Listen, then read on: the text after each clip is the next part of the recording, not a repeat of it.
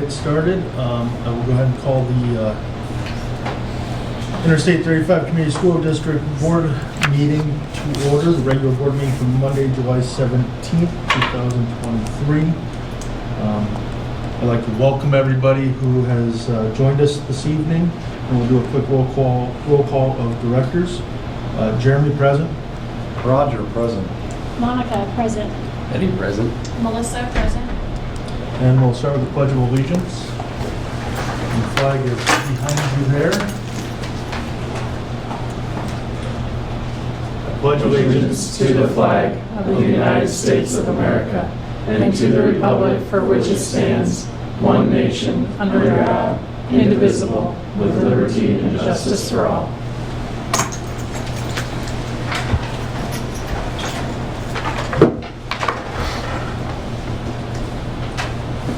All right, our mission statement is as follows. The Interstate 35 Community School District exists to develop lifelong learners and responsible, productive, successful citizens in an ever-changing society.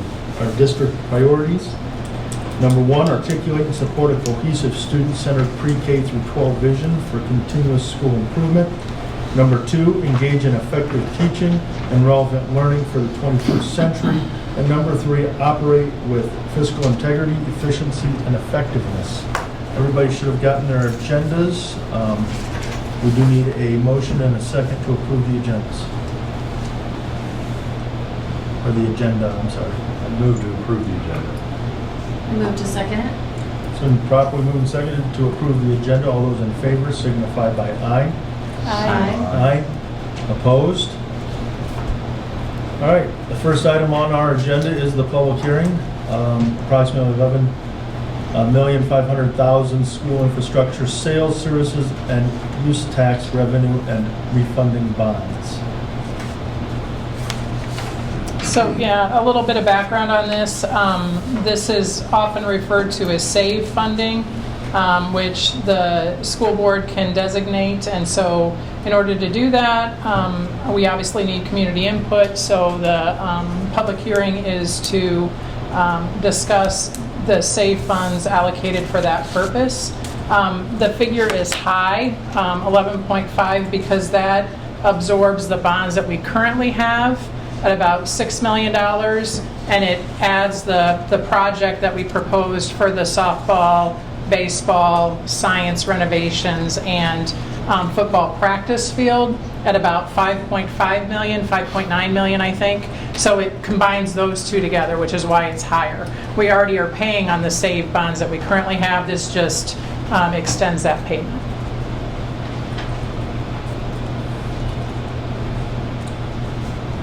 All right, are there any questions? Is there public comment on the bonds or the hearing here?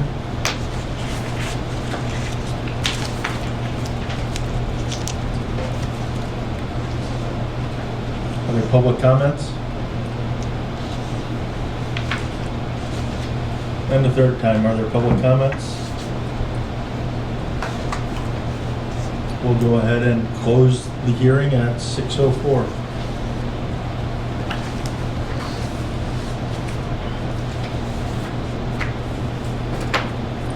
All right, we'll open up the second portion of the public hearing for the athletic facility infrastructure project. Sharon, did you have additional comments on that? Yeah, this is just a little different. This was passed into legislation a couple of years ago.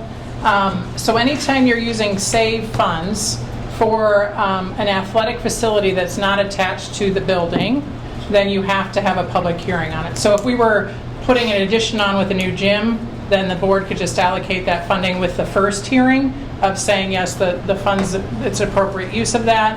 But because we're adding additional facilities that are not attached to the building, we have to have a separate hearing for that portion of it. So that's why we have two.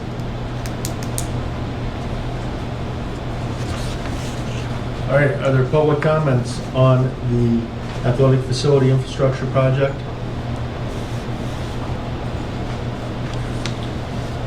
Are there public comments on the athletic facility infrastructure project?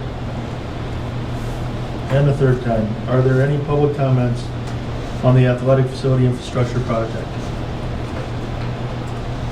Not hearing any, we'll go ahead and close that hearing also at 6:05. Yeah. All right, that brings us to our open forum. Residents, students, parents, guardians, and staff members of the district may address the board about relevant topics. Those who wish to speak must sign up at the beginning of the meeting. Speakers' participation is limited to 5 minutes per meeting. We ask speakers to remember that Iowa law prohibits the board from discussing specific employees or students or their performance. Do we have anybody sign up, Tim? No one has. Student report? Did we- And our student is on vacation, I forgot to mention that, so he is unavailable.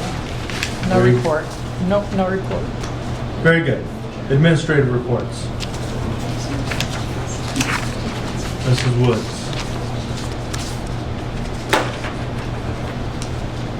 Hello everybody, sorry I missed you last time. I've been highly encouraged by my teammates again to keep it brief. Just put a little overview in there of conditions of learning, some targets exploring that maybe if you guys have some feedback on, I'm open to hearing. Summer school's currently going on and have our new staff in there. Any questions, thoughts, concerns for me today? Staffing wise, do you have any staffing holes you're still trying to fill yet? Not certified staff. I think Okay. we're still looking for a few paraprofessionals. Okay. So, but no, not certified teaching staff. Good. Were they tough to fill this year? I would say we didn't have very many applicants, but we were able to kind of snag the gold nugget out of the options. So I feel like we have a pretty solid team going in to next year. We only have one first-year teacher. The others are experienced. So. All right. Thank you. Yep. Anything else? Thank you very much. Thank you. Very brief. Thank you. All right, Mr. Weber. In my report, I just talked about our eligibility changes coming for next year. This is something we started a full year ago, knowing that the high school is moving to the SRG format. We went through all of our conference schools and got data, also data from other schools outside of our conference on how they work with our eligibility for our high schoolers. We will have for the August meeting a final kind of proofread of what we're going to do in 7th and 8th grade, because that is different due to the no letter grades that we're moving to. I didn't want to jump ahead with where I believe Ms. Whitson and I and the team are at without her here. I know she's out of town. So if you have any questions concerning that eligibility and how we're doing moving forward, please ask those now. Also added on there that mental performance or 4-2 coach that we used for softball that I thought went really well, and I thought you could tell in our regional championship game those girls acted differently than they had in the last couple of years when we got those tough spots. And that coach has already started meeting with our football players, and we're going to keep rolling that out to more and more programs as we go. Questions, comments? Do you think that this change to SRG will, there will be more ineligible students, or what are you, No. based off the guidelines changes? No, Okay. I mean, what we're doing is the state guideline of when you fail a course, you're out 30 days. That doesn't change. That's the one we're aligning to. What the tough part is just not having so many critical checkpoints every 4 weeks that go against students, because in SRG, you may not have those grades going in every single day or once a week. You have to get through some of those topics first. So we have added pieces in there, though, that allow for more communication to happen. So if a student is struggling, we can look at eligibility as a reason for if they're not passing a class, as long as that meeting is held with the admin, the parent, the teacher, and the student. So it's not just so black and white, there is that piece. And I think that piece can be initiated by a parent. It doesn't have to be that's initiated just by the teacher or an administrator. So it gets that team together to talk about what the kid actually needs. So if I'm a student, what do I need to know about this change? What's the key things for me as a student? Sure, so the biggest difference to what I-35 did previously to next year is if you don't pass a course, you sit your 30 calendar days the next time you go out for something. So that has not changed at all. The difference is in the past where every 4 to 6 weeks we had those grade checks and you became ineligible and then eligible and then had to get working, those actually get removed. But we're still going to run those grade checks and send them to parents. We're still going to run them and send them to coaches and teachers. It's going to be part of our advisory program this coming year as well. So then that way, if that meeting is to be held or students are falling behind, we can still hold them accountable. So eligibility without if you're not failing, any other ineligibility is pretty much a subjective process, 100%? If you're not in a current, so let's say currently failing, Yes. then you would not be held against you, no. Because if you're not currently failing, then it'd be no different than before. Is it easy to interpret this as loosening of the rules? So, depends how you look at it. For our standard, slightly, because no one else did it that way. No one. Now, what I cautioned as we started this a year ago was you're going to have parents, coaches, anyone believe that you're just kind of pulling away the rug. It's just gone. And now there's nothing there to hold that student accountable. The problem is we're relying just on that grade check to get us to that point.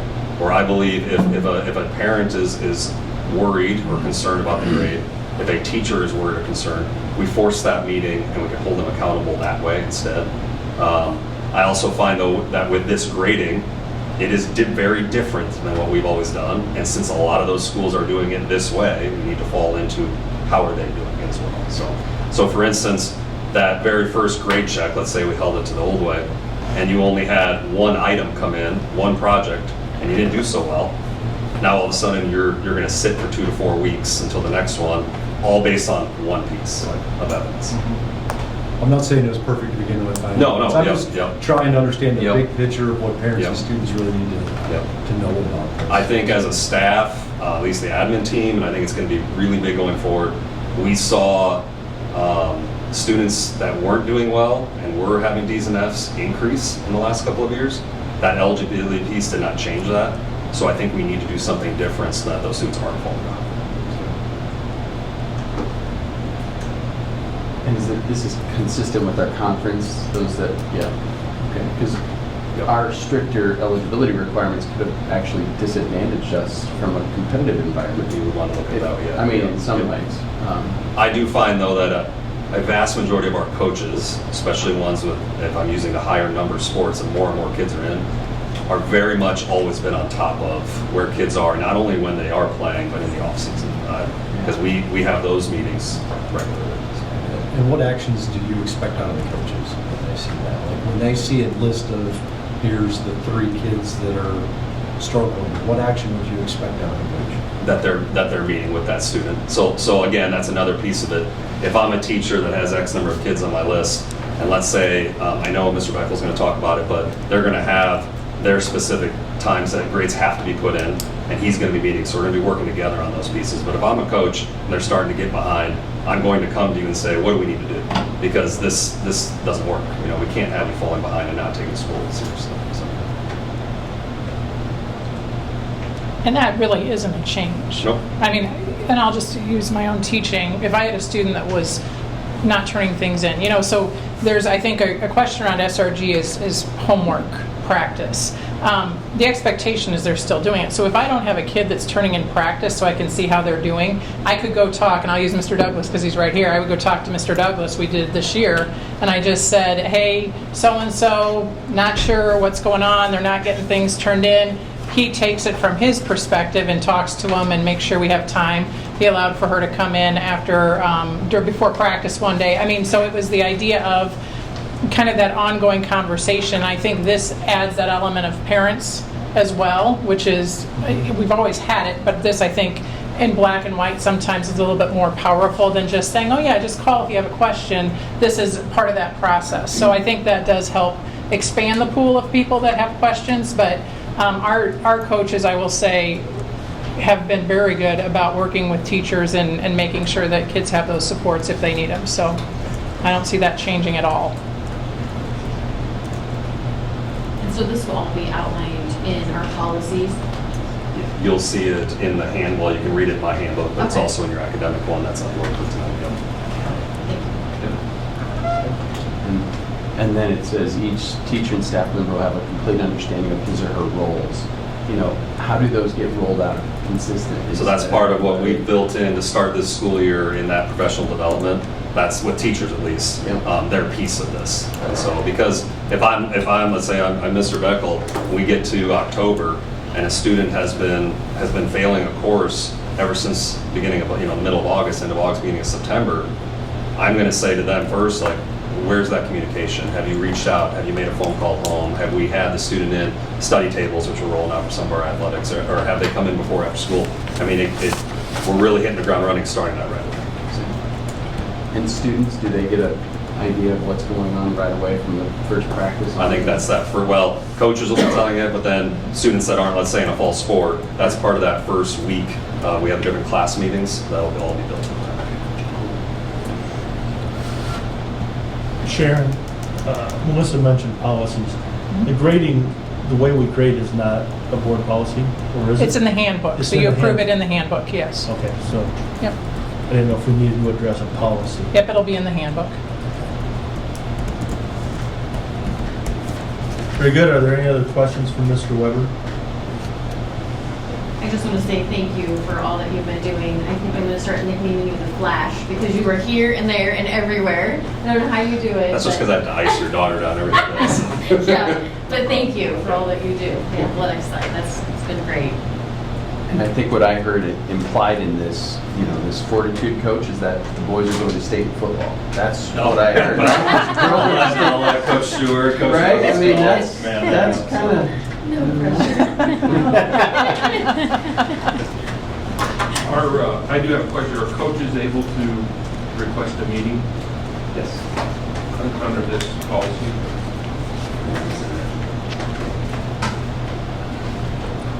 Mr. Beckel?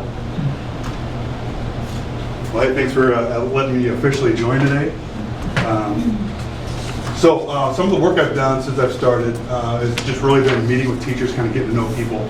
So I sent out invites, I think it might have been like May last school year, just to try to get teachers to start signing up for meeting slots with me this summer. And I've gotten to meet with quite a few. It's been awesome conversations. Just kind of asking them questions about themselves, what they're most proud of. And I think the coolest common thread that's come out of most of the teachers' mouth is that they're here because of the people. They love the kids, their colleagues, the town, the community. And I'll tell you what, my first couple days here, I've really seen it. One of my first experiences in town was going to the softball game. That was just such a cool event, great win for the girls, and just really enjoyed the atmosphere. But that's been my first week here. Also digging through some of our conditions for learning data. Try to pull a couple of themes out of there. Some of the themes that I pulled is it's pretty evident that the kids in school know that their teachers care about. 84% of them said that they have at least one adult they can go to with a problem. About 86% said that their teachers are available to talk one-on-one. And I feel like those kind of go hand in hand. I've got somebody that can go to the problem, and somebody's willing to meet with me one-on-one and talk about it. And also 80% of our students said that their teachers care about them. That's a great number, but I'd like to step higher. Okay? There's always room to improve, but that's one of those ones we'd like to bump up. But again, that's still a good number, landed in a good spot. Some of the goals I pulled out of it that we could work on right away is we had some low scores around students reporting that the staff and the building principal consistently enforce rules. Those scores were a little bit lower, so we got some work to do there with some of our school culture and some of the policies we talked about. We also had some low scores regarding students feeling like their parents are notified, both disciplinary reasons and celebratory reasons, like if they're doing a great job on something. And again, those are some things that we need to continue to work on as staff, reaching out to parents when we need their help and need them on board, informing them that, hey, something's not going well, but also letting them know, hey, your son or daughter's doing some great things, they're really improving, even if it's not top scores, but we've seen them go from here to here. Let's celebrate those things with our kids. So we want to work on those two things. And in the student-to-student type data, a lot of it was along the lines of respecting each other. Feeling included with groups and peers, or again, feeling like they're being excluded intentionally.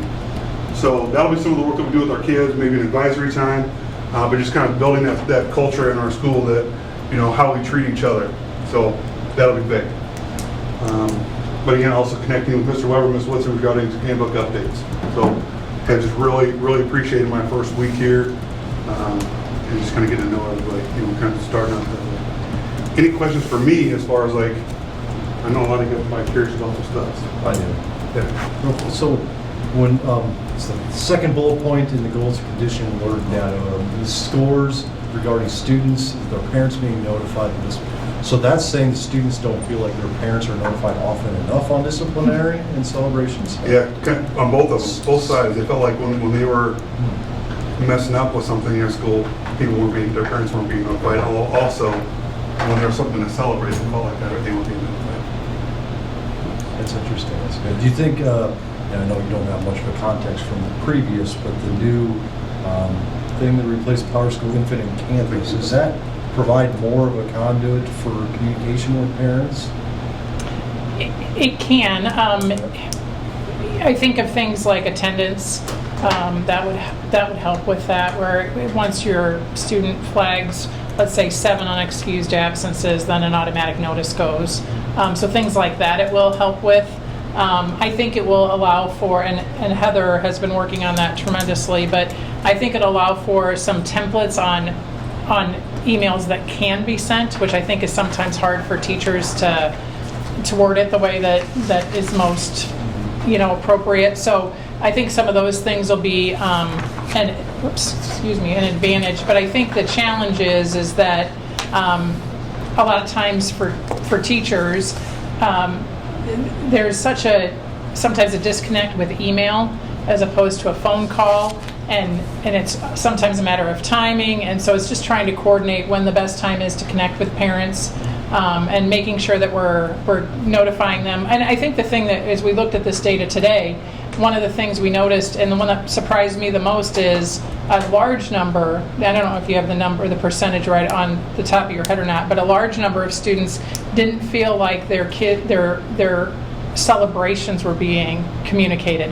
The discipline wasn't as high, but it was those positive things. And I think that's just a mindful thing. We may tell it to the student, hey Roger, you did a great job on this paper, that's really, but to say that I then went and called both parents and talked to them about it, I think that's where we're falling down maybe. I think a lot of times as adults, we kind of experience life with no news is good news. The school's not coming home, calling home, that's great. Yeah. But a lot of times this generation, like, hey, I'm doing well over here. We should know about that, right? So we just got to tap into that a little bit, kind of get better at informing parents of the good things too. But along your question with Infinite Campus, I don't have any experience with our schools. Every school I've been at so far has used Infinite Campus, and I'm glad my parents didn't have one out in school, to be honest with you. Because there is the Infinite Campus parent app where you can see live up-to-date attendance, grades as soon as it's entered in. So like if a student's skipping class and you're watching that app, it's going to notify you right away, hey, your student was counted absent. So not only does that inform the parents right away, but also puts a little bit of pressure on the teachers to get that attendance entered in timely. And I think that's where we've seen some struggles here, like over the past year with some of our standards-based grading stuff, or student reference grading, is that so much of that stuff wasn't exactly clear and timely in how it was getting entered, and parents that check that regularly get concerned, sometimes rightfully and sometimes when they shouldn't. So I think that's something we can definitely continue to work on. And SRG definitely requires more communication, because you might have a gap in time where a student's collecting a body of evidence on how your student's doing in coursework, or you're not getting a grade update necessarily, but there's been a lot of work done. So how do you communicate that progress? So that'll definitely be something we can tackle.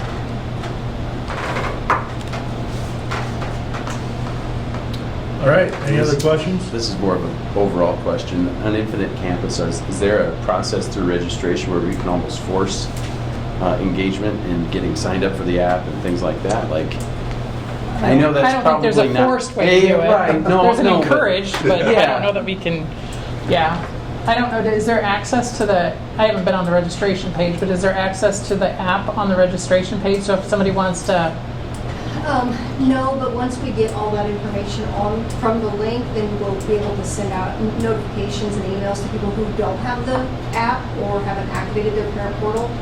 There's reports you can run that then say these people haven't activated their parent portal, send out that information again. So once we get everybody kind of roll around and start doing those Encouraging approvals, emails. we'll send those emails out again. Well, enforced requirement was bad, but, you know, part of the registration requirements, you know, is downloading the app so that we're informed. It's definitely, it's very, I think the app and the portal are very user friendly. So I don't know why people wouldn't want to. Yeah. Just because it is going through. I registered my daughter first to kind of see how the process worked, and I did it through the parent portal and had the app on, so I could kind of see at the same time, and they synced up really quickly, and it was really easy to do. So I would definitely encourage people to use the app or at the very least the parent portal regularly. Thank you. Thank you very much. Hey, you guys are easy on it. You're Thank you. welcome. The first month. Yeah, That's right. Give you a couple, right?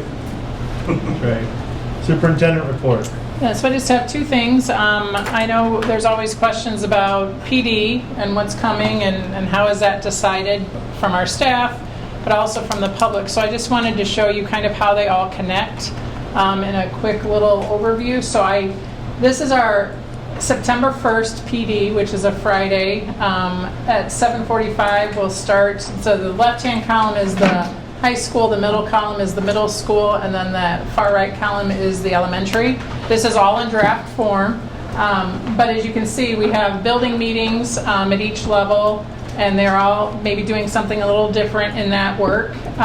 We have MTSS classroom teacher expectations for Tier 1 and for Tier 2 of core instruction in the middle school and in the high school.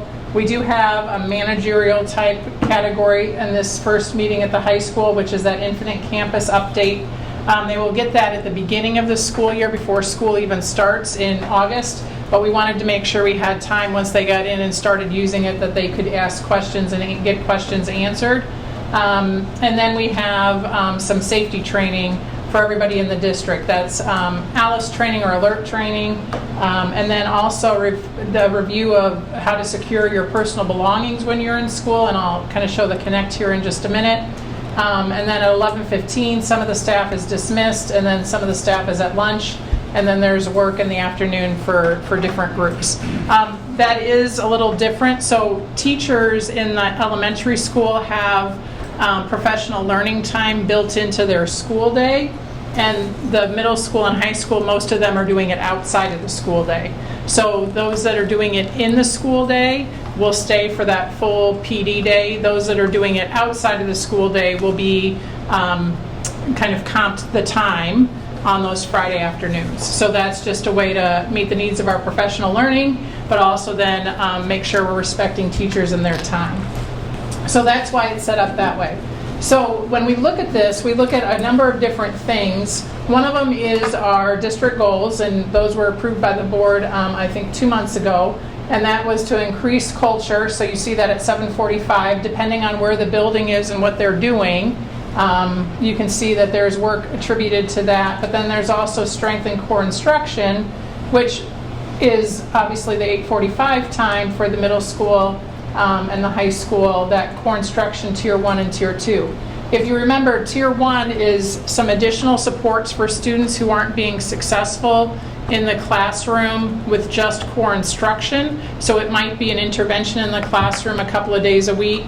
A Tier 2 is more intense, more time. It could either be with the classroom teacher, or it could be in a setting where they're maybe in a WIN group, and that group is dedicated to specific learning around an area that they need to improve. So those are obviously direct connects to the 2 district goals. We also look at our core instructional practices model. This is what we use to kind of base all of our learning. This is something we've shared with teachers over the last 2 years. And when you're talking about how do we increase core, we're talking about everything here as far as how are we planning units, how are we planning lessons, what are our assessments, how are those assessments, how are they being evaluated, what is it telling us about our teaching, And then the activities are the actual teaching strategies that we use. And ultimately through this, we need to look at, number one, how we're giving feedback, which is that standards-based grading, but also what are students telling us in the work that they're producing.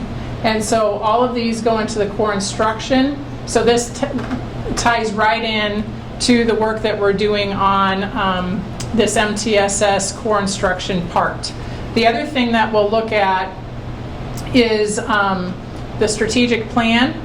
So one of the things that we have in our strategic plan is for this year's actions, and I just picked one, but under goal 1, it's develop a protocol to evaluate student learning through student work. And so if you look at the PD for that day, we have a student tuning protocol work that's directly related to that. So the question is, if I expect a student to be able to compose an essay that analyzes 5 articles and makes a judgment or a statement and defends that, then when I get student papers, I need to see if they're able to do that, right? Like that's what the ultimate goal was. I need to look at their papers and say, okay, yes, they're doing that, or no, they're not. And then I go back and have to think about my teaching and say, okay, if they're not, did I fail to teach something? Did it not communicate clearly? Where was maybe the disconnect? And so that tuning protocol for student work is geared toward evaluating student work, which is one of the things that we have in our long-range plan. The other thing that we'll talk about in just a few minutes is the conditions of learning, and I'm just going to pull it up just as a reference for this. Maybe. I went from 2 screens to 1. So the conditions of learning, I'm just going to go to the data piece, and I'll explain it all here in just a minute. But one of the things, if you look at, this is physical safety in the building.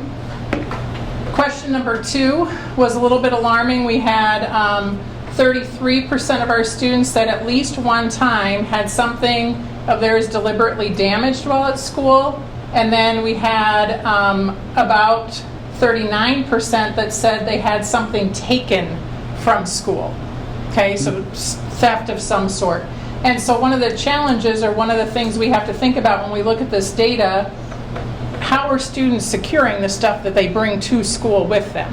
I mean, if we're leaving everything out in the hallway and there's no way to secure that, then that's a problem. And so part of the PD for that first, and let me go back. No. Too many tabs.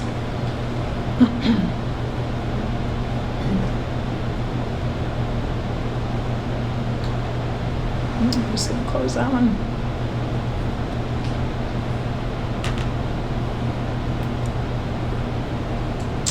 Part of the PD for that September day under safety is, what is our process for making sure we review all that work with students so that the teachers have the conversation with students about what they do with their belongings. We've had conversations with students who brought a large sum of money to school and it was stolen. And so then the question is, why, number 1, are you bringing such a large sum of money to school with you? And number 2, is there an option where you don't do that, make a better choice as far as what that can look like? Or if you have to bring it for some reason, is there a way that it can be coordinated to be safe?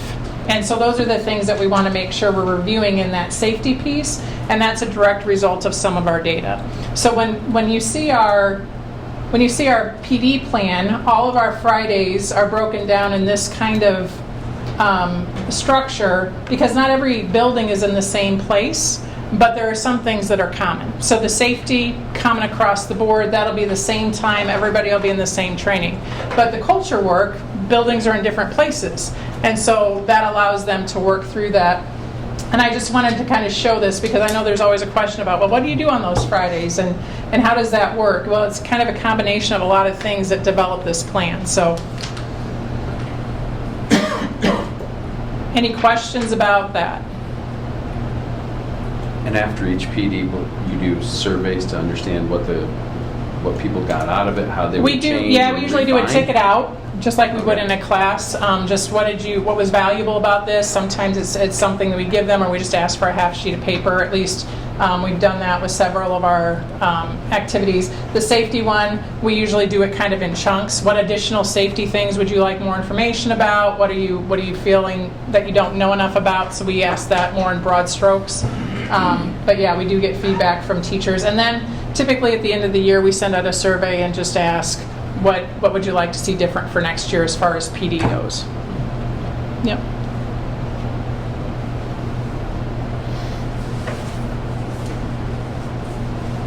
Any questions about that?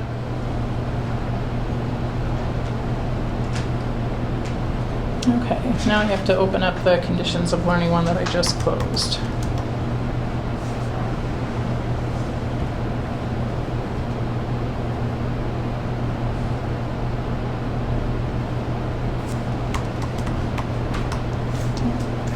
Sheet.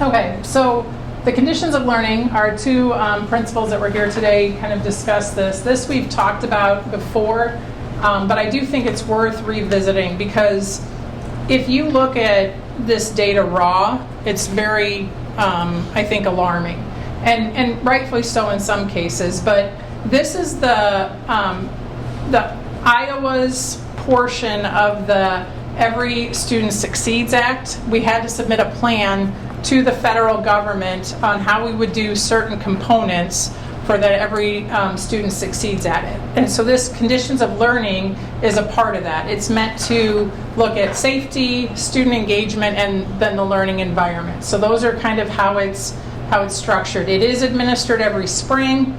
It's confidential, it's anonymous, and it's voluntary. So there's a letter that goes home to parents and they're asked, do you want your student to participate? And you sign off yes or no. And then we get that back, and if the student's not participating, they don't do the survey. If they are, they take the survey. It's a class period typically, and so that's how the information is gathered. Where do we see this?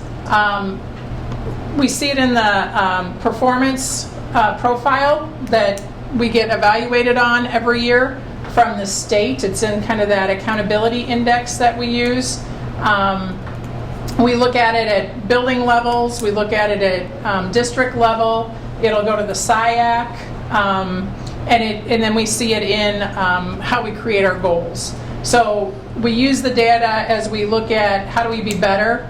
But I want to make sure we go through a couple of the things or points. This will all be information that we do put on our website. So if somebody's here and doesn't get a chance to see it all, we'll make sure it gets on the website. But this is, there are some important considerations for this. First of all, the survey is broken up into grade bands. So there's a 3rd through 5th grade, a 6th through 8th grade, and then a 9th through 12. But our buildings aren't split up that way. We have K through 4, we have 5 through 8, and we have 9 through 12. So in those middle grades, there's a little bit of a, okay, we're going to take what yours has, and I'm going to take what mine has, and we're going to talk about them. A lot of times we see an overlap, so that helps, but it's not a true building evaluation for us here at I-35. There are 5 categories that they look at: adult-student relationships, boundaries and expectations, emotional and physical safety, and then student-to-student relationships. In each one of those categories, there are anywhere from 6 to 9 questions at each level. Data that we get back compares AEA, I think that's some typo, AEA level data, which is our kind of surrounding area schools, state level data, district level data, and then those grade bands. Obviously it's anonymous, so we don't get individual student data, so we just get it in grade bands. There are also options for parents to fill out the conditions of learning survey. That link is sent out every spring as well, and also for our staff. Obviously our main focus is the student portion of it, but we also look at the staff and parent one as well. The survey is a little unique in that it blends questions that are similar, but just a little different in the questioning. So one of the ones that Mr. Beckel talked about, other students left me out of things on purpose. or excluded me. And then on the same token, later in the questions around that same category, other students made me feel included in a group. So you could be yes to both of those, right? You could have been excluded by one group, but you could have been included by another group.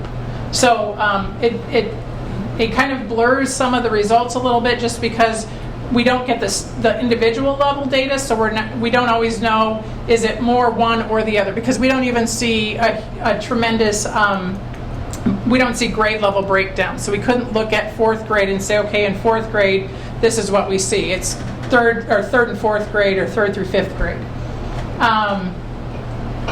Depending on, this is I think the one that's hardest for people to understand, depending on how students answer the question, the whole category is either favorable or not favorable, right? So it's either positive or negative. So favorable means you look at all those questions and you've answered them in a positive way. So if you've never been excluded from an activity or a group, or somebody at recess, or somebody that you've asked to play with, then you'd probably put it as positive. But if you mark that question as negative, then the whole category is marked as negative. Doesn't matter what you answer in any of the other questions. And that makes it a little bit skewed, because it could be that we're just not playing with each other on the playground, but you feel like you can talk to people in your class. Even though those are in the same category, if you mark one of them as a negative, the whole category is marked as a negative. And there's also no context for framing, time-wise. So let's say that, and it doesn't really put in context for just school-related things, right? So Eddie's having a birthday party, and Monica and I aren't invited, right? But everybody else is, and that was in 3rd grade. Well, I could remember that and put that on my conditions of learning for the next 5 years, right? So there's not really a context to know what are some of the instances we're talking about. So that's why our staff typically, when they create this as part of their goals, might have a more pointed question around this to see if we can really dig in and find out what that's telling us. Because there's lots of variables in this. They don't give a time frame. They don't say, okay, in the last 3 months, because you could talk about what's happened over the last 8 years. And we have no idea if it was one thing 5 years ago or if it's something that happened yesterday. And so it's a little tough with that piece of it. So we dig deeper. We look for additional data. This is just an example. Our physical safety category is at 37%, which, wow, that seems really low. Okay. And the AEA is at 48, the state is at 48, and we're at 37 as a district. At the 912, we're at 43. Okay, well, that's a little better, but that's still not good. So I just am showing you an example of, here's how you can read this report. Here's 43% is our average. We had 254 responses. Here's the state and the AEA average, and this is our district average. So then you go to these categories and you can kind of break them down in a little bit more detail. And this is where we're talking about that that issue with, let's say, personal belongings. Because if you look at question number 2, all 33% of those students now have a negative category for every single one of these if they marked it as they've had something stolen or taken once. Okay. Same thing with have had things deliberately damaged, which is question number 2. I'm sorry, that was the 33%. And then the 38% has had something stolen. Well, if that's 60% of our negative category and we can eliminate that, right? How do you secure your things so that they're not able to be taken? How do you make, that a part of your just everyday routine? If you look at the other categories, sure, there are challenges.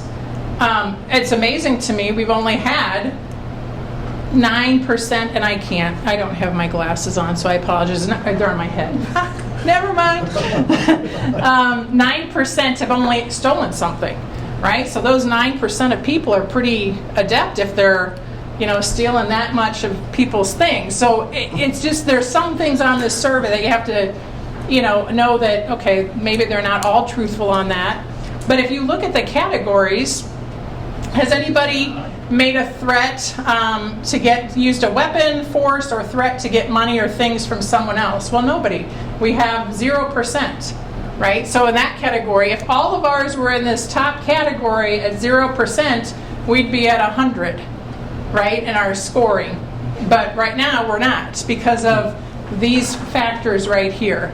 But because we don't have specific details, we have to dig into that a little bit more, which is us asking questions of students kind of in our own survey type environment, because we really do want to figure out what it is. So if you look at this kind of in broad strokes, we don't have a tremendous amount of theft, a tremendous amount of,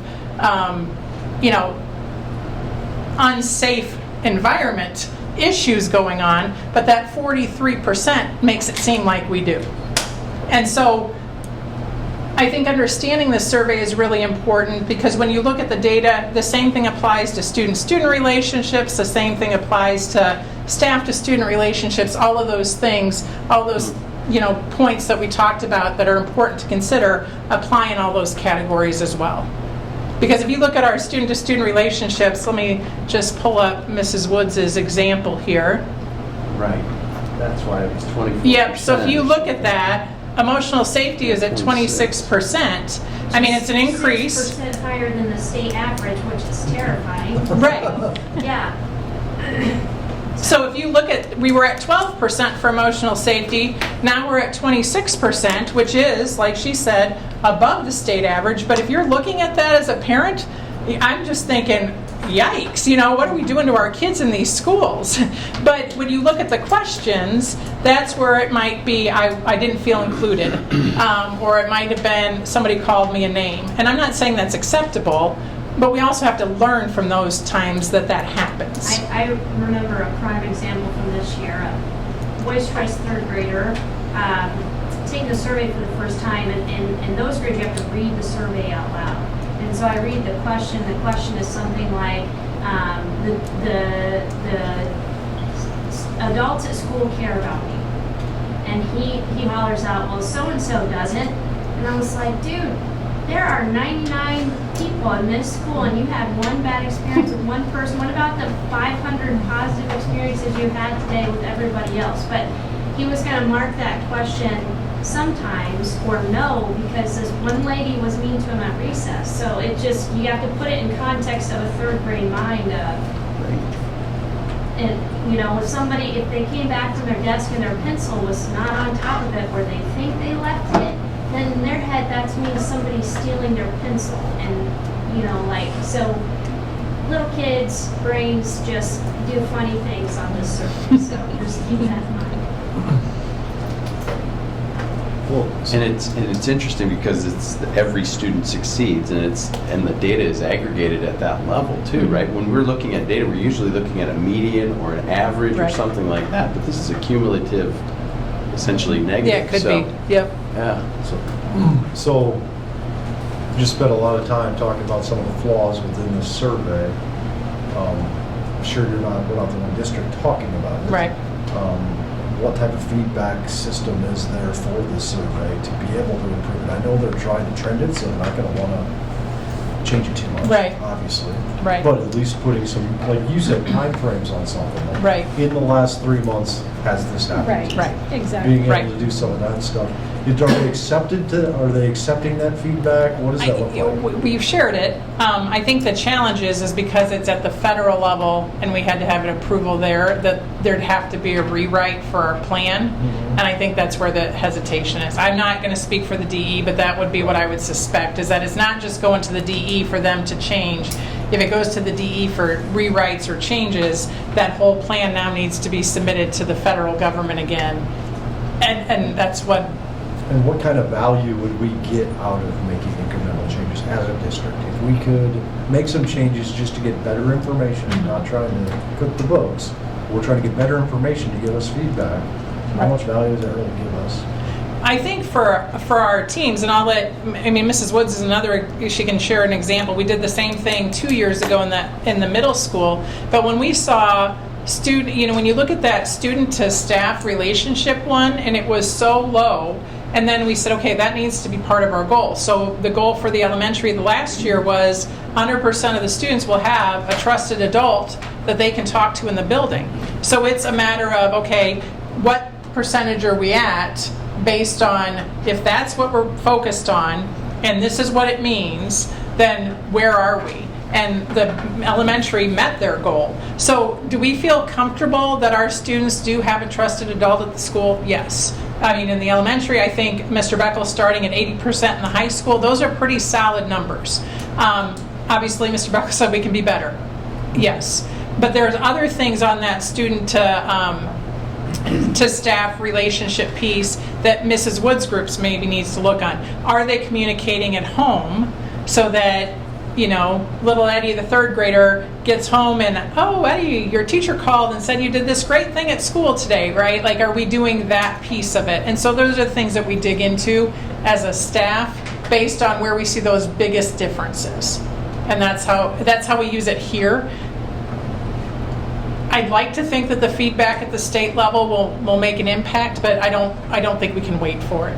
And my context of asking that is, we can advocate at a board level for certain things, whether it's within the DOE, within the legislature, whatever it is. I want to pick and choose those battles. Is this something we should be voicing some opinion on, saying, hey, this can be better and would give us better information? Yeah, I don't think it would hurt, for sure. But I also think we've taken it on and said, this is valuable information, but we need to make sure we're talking about, we know what students are talking about when they're giving us that feedback. So one of the things that we have concerns about, and I think this is probably legitimate for most schools in the state, is this next year, in order for us to survey students, and I'll use that term in quotation marks, we're going to have to get parent permission every time. Well, if I'm going to send out a question to your student asking you if you feel like you have an adult you can talk to, technically that falls under the survey category. So every time we're going to ask that, even if we do, you know, we have to send a questionnaire out to parents, get permission from them to bring it back. So it's going to be a little bit more cumbersome, but it's still relevant and I think really good information as we talk about culture. And so we have to navigate. I know we've had a meeting with Infinite Campus around that, I think, or not Infinite Campus, with AEA around that, and just trying to navigate what that's going to look like.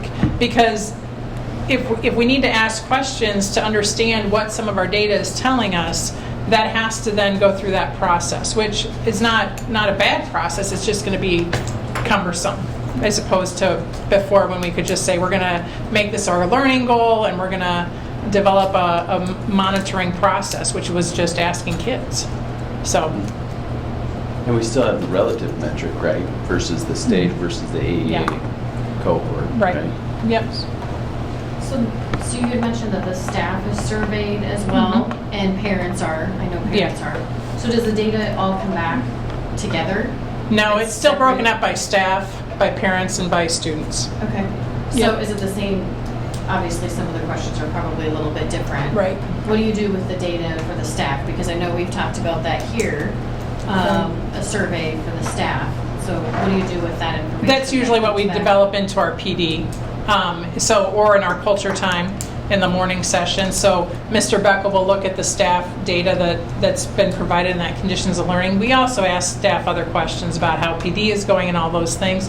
But all of those are data points we use then to say, okay, have we done enough around culture for staff to feel like they're included? So one of the things when I first came 5 years ago was the buildings didn't feel like they were connected. Even though they were in the same building, they didn't feel like they had a connect. So we've deliberately developed some PD times where they are doing team building with each other in groups they've never probably worked with before, just so that they can get to know each other. Just because I think in prior years, a lot of people lived right in the community. They maybe did things outside of school. Now people drive 25, 30 minutes to get here. They go home. They've got kids involved in lots of different things. So there's not that outside kind of social connect as much anymore. And so we're trying to figure out how to make that happen here. And so we've been very deliberate in allowing time for those K-12 experiences beyond just the K-5 4 who you work with every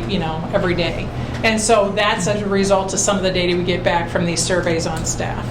I would add to that too, like, we have such a minimal response to like the parent and the staff. Like I had under 10 for staff, under 20 for parents. So like, is that really usable data? Typically they say you need at least 50% to be able to draw conclusions. Well, it's not mandatory, so very rarely do people actually submit feedback via that way. But for the kids, we get 204, right? So that's. So that's at least like, a good sampling. hypothetically, you can say, 2 or 3 kids per grade are gonna miss it, and the rest are pretty much in there. So that's what makes this, that's why our attention's on the student data more so, because there's not enough Observations. participation in the other two to make them viable. I guess I would ask, and I don't know, it's probably a rhetorical ask, is, how do you get the staff to be more engaged? Because if you do get some good feedback out of there, typically as an employee, if you see action coming from that feedback, you're more likely to give more feedback, right? Right. So how do you get the staff to take that first step? That first step is to get that feedback Well, higher than the time 10%. Time and bribery. is first Yeah. things But that it's come to anonymous, mind. so we have no idea which staff fill it out. Anonymously bribe them? Yeah. I don't know. Yeah. Yeah. I think that's just a challenge that Right. we should take on, because, but then obviously the action has to be followed. Right. We, as a staff, like she said, we send out lots of other things, and it does tag like who's filled it out, so I can chase down, Jeff, come on, Yep. man, fill out the Yep. survey. So we get them that way, but maybe not via this survey.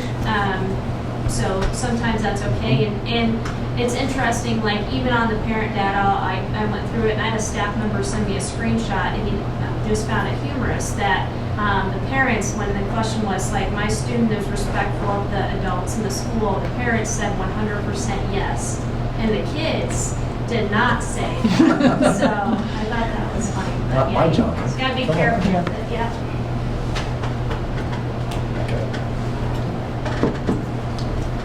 Any other questions on the condition of learning survey results? That's a lot of information, thank you. Yeah, and we'll put that all online, but it's a little daunting to look at right away if you don't know kind of how it's set up, so. All right. Anything else in the superintendent report?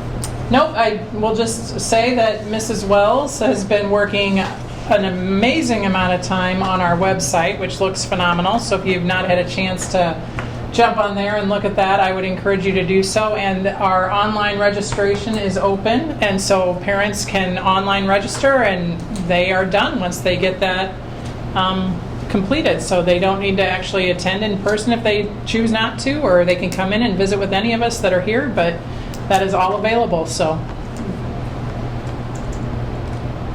All right, thank you very much. Discuss and/or approve consent items. This is actionable. We'll take everything at the end. Everybody should have received the past meeting minutes, monthly bills and financial statements. We had the additional information on the table. Open enrollment.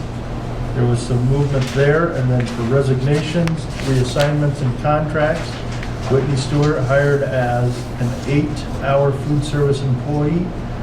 And number 2, reinstate lead summer custodian hourly rate at $17 an hour.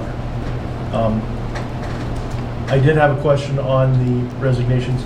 Is that 8 hours a week? Yes, I'm sorry, 8 hours a day. A day, okay. Sorry, yes, 8 hours a day. All right. And then we had the SRO contract presented. Right, so that, I just want to clarify, you guys did approve that. The county attorney had made some additions that I thought were significant enough. They just added some sections about who was responsible for what, so I just wanted to put the new one that they were taking to the board to match what you guys saw as well. So in essence, it's the same thing, it's the same duties, it's the same assignments, but they did add a couple of extra sections that I wanted you to have and actually take action on. I don't think that those were noted, which ones were changes. Yeah, I didn't see a red That's, line. That's because I didn't create that document, but I could do that for you if you'd like me to. I mean, I read through the contract, and Yeah, it it's- all looked fine, but I yeah. couldn't make out the difference. Yeah, it was like they added a section at the very beginning. And I think whenever you're adding paragraphs or sections, that it needs to be back in front of you guys. So that's why, like I said, in essence, it's exactly the same thing, but.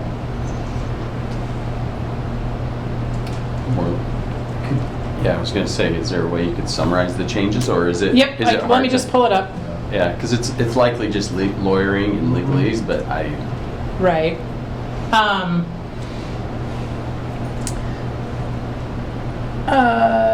It's whereas the parties maintain a safe and healthy school environment. The SRO program is a cooperative, collaborative approach. This section here about the separate legal administrative entity of the joint board has a little bit more detail to it. So that section has 2 or 3 more added kind of, I would call them legalese sections about who's responsible for, like the agreement being economically and efficient operation of both the county and the school is similar to what was in ours, just a little different. So, but It seems like a lot of the wording is changing it to be a little bit more collaborative as Yes. far as risk and accountability. yes. Okay. Because this is where that section 1, before you even get to the purpose and that kind of thing, is where a lot of the changes happened. This is all what you guys have approved, the responsibilities and duties. All of that is the same. Some of this is the same. They, I think, added 1 or 2 more sections, which just clarified in greater detail. The equipment is the same. What duties, equipment, that's just, I think, some of that is an addition.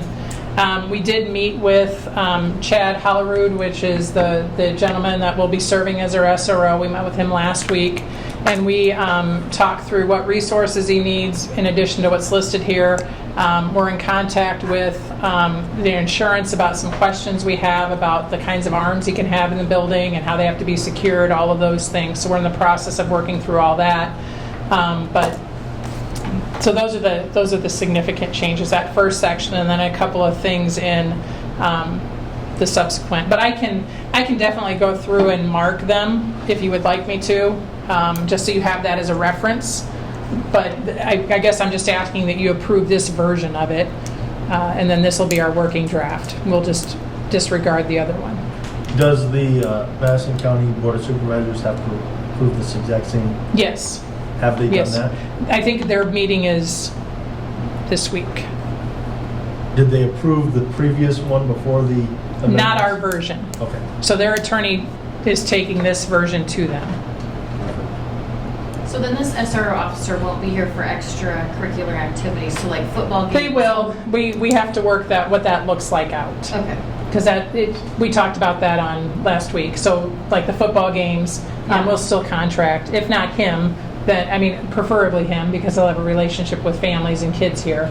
But it'll be somebody from the sheriff's office. So will that be an extra? It's an extra contract, just like it would be. Because don't we already have them for the Yes. extracurricular, Yep. some of those? Okay. Yes. It's actually, this SRO is who we've used for, I think, at least 6 years almost. I mean, there's been some subs, but I know my 2 years, outside of 2 football games, he's actually been the one always here. So he knows our layout, he knows some of our kids already. But just working through what those extra hours is, because it's not like we want to comp in time and say, hey, leave the building for 6 hours and then come back for a game, because his purpose is to be here in the building when kids are here. So we're working through that. So what's our timeline on this contract?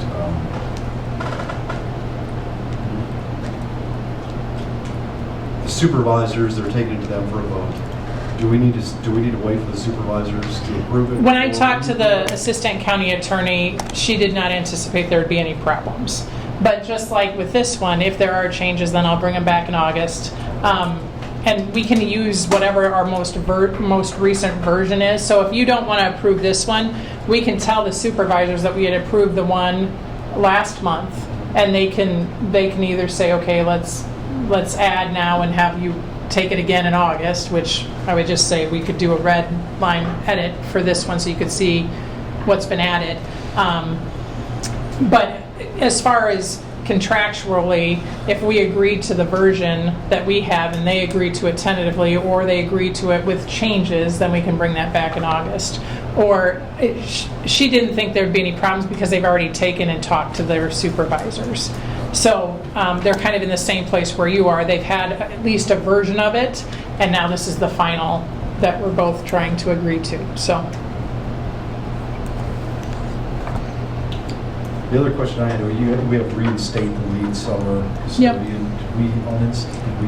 We have not used that, and when we did use it, it was before we did the $2 increase, and so this is just, Jen Boffman had contacted several conference schools and local schools and just add, what are you paying this, and it was arranged between 17 and 21. For us, this is the first year the person in charge of our custodial crew in the summer has that role, so that's why we put it at that $17 mark. So is that a seasonal employee? Yes. Well, they're a full-time employee for us all year, but they take this role on only in the summer because now they're in charge of all the summer help and allocating those teams different places in the building, so they're actually in a supervisory role now, whereas in the school year they're not. And that position's already filled? Yes.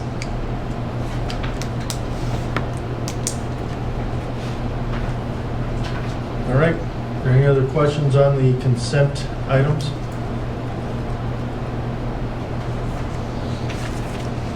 Entertain a motion to take action on the consent items at this time.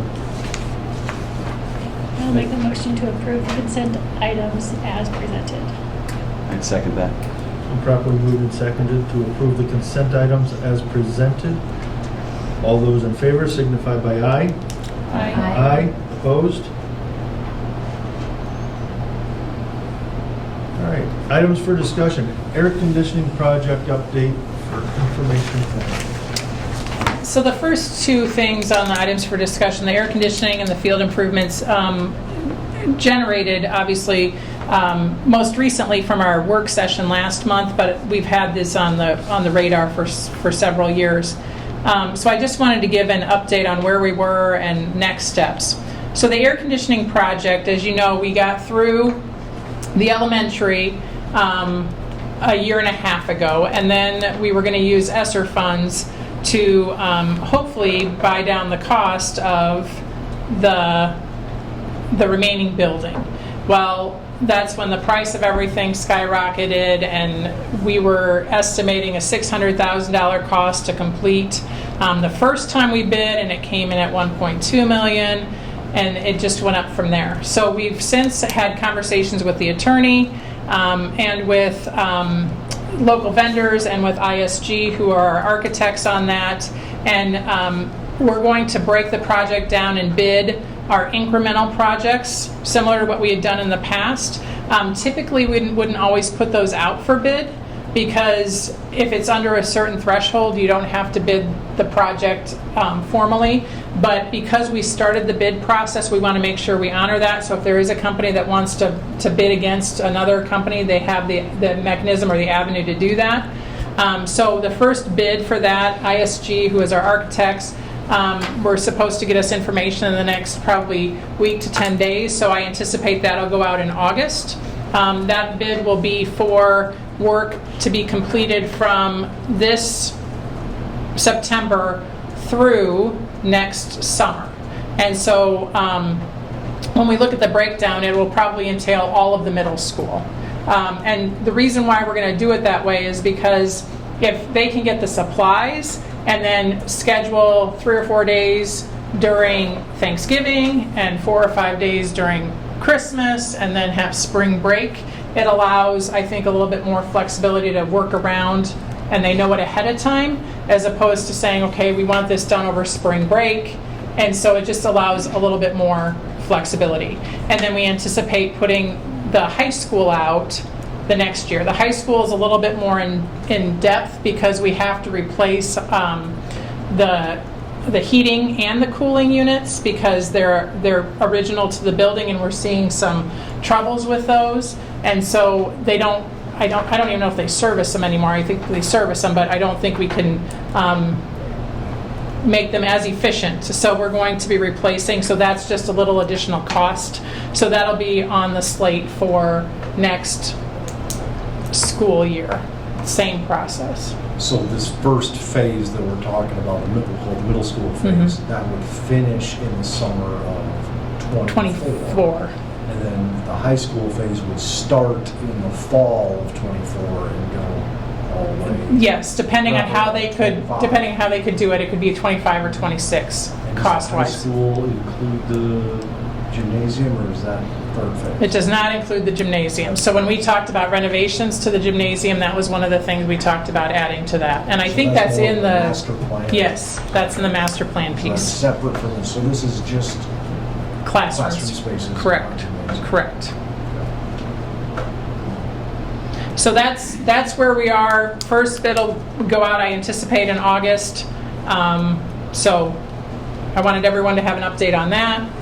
Any questions about the air conditioning piece? And just for terminology, there's an acronym thrown around. SR is just federal funds, right? Federal funding from COVID. Yep. Yeah. Yep. Okay, thank you. So remind me, he was asking about the gymnasium. When is that going to take place? What phase is gym? 20, it's a third phase, I think. Third or fourth. I think it's the big, when we, the bond, the GEO bond. So the third phase. That's a pretty high dollar value. Yeah. Right, I think by the time we get to it, it'll be million. Yeah. They have to replace the entire unit on that too, because they can't just add the current unit to it. Significant. Yeah. And this is more broad, but could you just kind of navigate to where you find the most information about like this revenue, the save bond and everything else? Like, I thought the infographic that was out there was really good. Oh, yeah. Yeah, and I don't know, maybe people may know where it's at, may not. Right. So Heather and I are working on developing a site on the website. And so if you go to our website, and that's really big because I have 150%, so bear with me. And you go to Explore I-35, there's a tab, or there is a tab in development for the Foundations for the Future. So it'll have any frequently asked questions, those will be updated and included on this.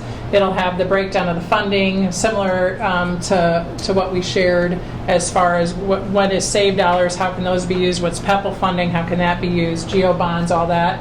So that'll all be housed there under that Foundations for the Future. There is a page of some. Oh, there we go.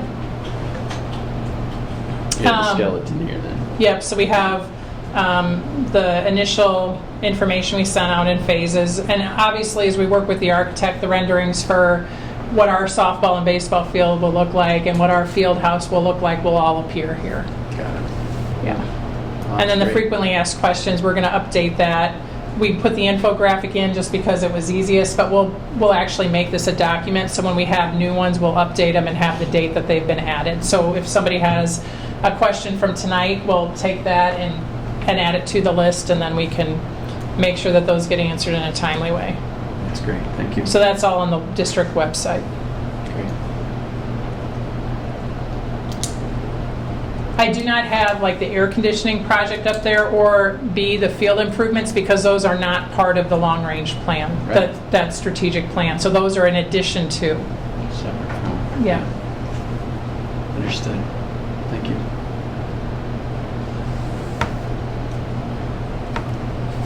All right. Field improvements, are we? Yep, so that's the same kind of background.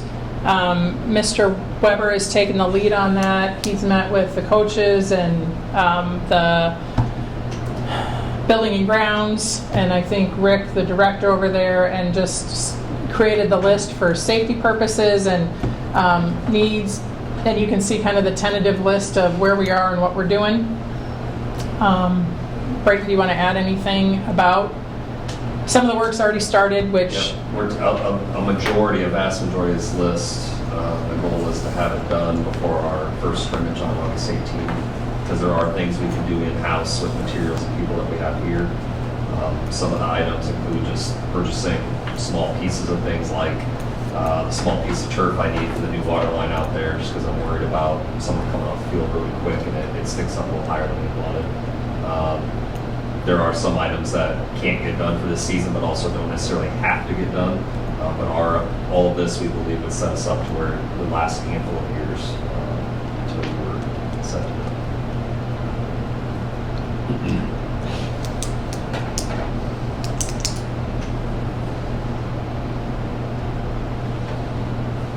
So I think from our last work session, these were some of the concerns we had. Obviously, I think one of the concerns is we want to start looking at new facilities, in some cases remodeling our science, and we have these other projects still in the wings, and we recognize that. And so I wanted to give a timeline or an update on where we were in both of those. It's understood that we're still continuing those things, as well as looking at what next for the kind of improvement and the additions that we're talking about.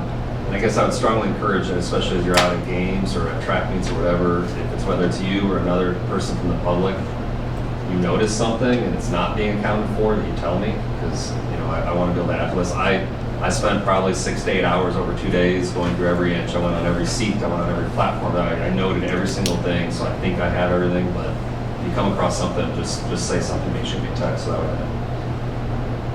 As this gets completed, can, like, maybe with your report, just give us an update? Yep. Absolutely. Check mark so we can see the progress here. Yep. I noticed it says ticket taker stand.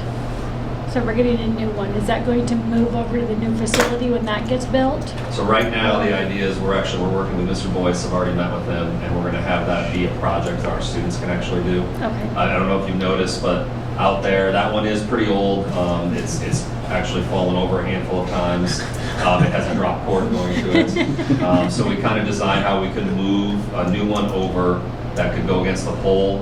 The only piece we would pay for is to run some electrical right from that box over there. It's like 50 feet. It's not too much. And actually have underground electrical that could go in there. Keeping in mind that I can't honestly say it would get moved or not, because the idea is that we'd still be using this field as a practice field. It would still get used for a lot of the youth ideas, all the different football that happens over there. Soccer would end up moving over there, and out of our softball fields that are over here, and then future soccer. So depending on what gets built, and if we don't need it for a few years, can we house it somewhere so it doesn't just get weathered? I think those are conversations we'll keep up. Okay.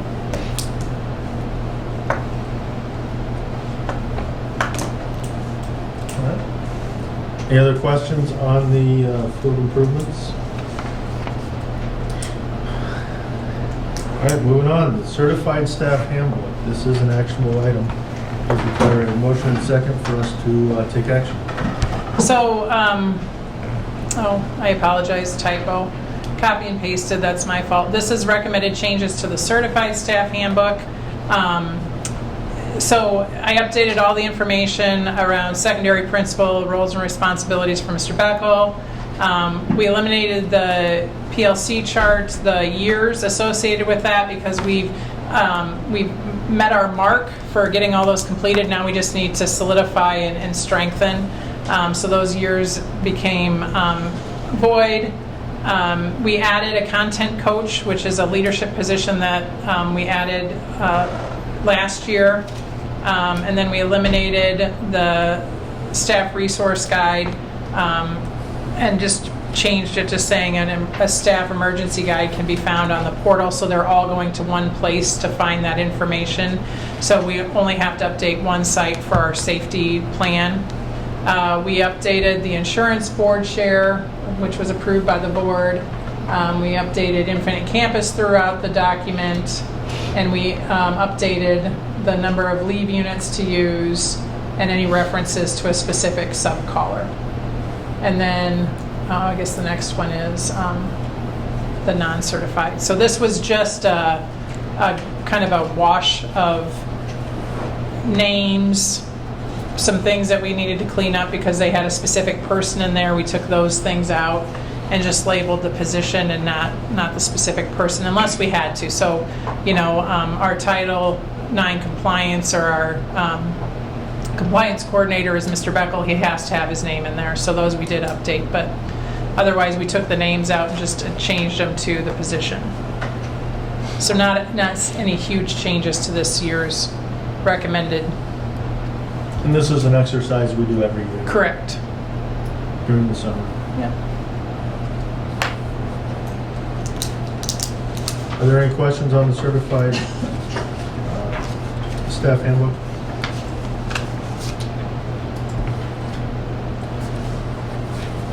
This does require a motion and a second for us to take action.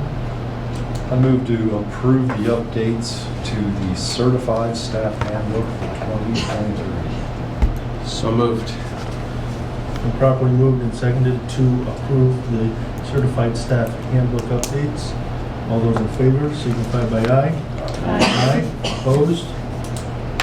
Non-certified staff handbook. This is also an actionable item with the requirement for a motion and a second. Yep, a lot of the same. Secondary principal update to the insurance, a few ads about notifying HR. We have a lot of different departments in our non-certified, so making sure everyone was clear. So if somebody in our food service department had jury duty, they were using the same steps as somebody in our transportation department, so that was cleaned up a little bit. Took specific names out again, and then kind of updated the principal. That one was I think there were 3 or 4 changes from just principal to principal and supervisor, because we have a principal that's sometimes in charge of associates, but sometimes it's a supervisor in charge of food service. So we just wanted to make sure that language was clear, because the principal doesn't evaluate the cooks. And then update the recall and cancel leave sections. They match now, the certified and non-certified. And that was just a cleanup from when we originally put them in, so. Any questions on the non-certified staff handbook updates?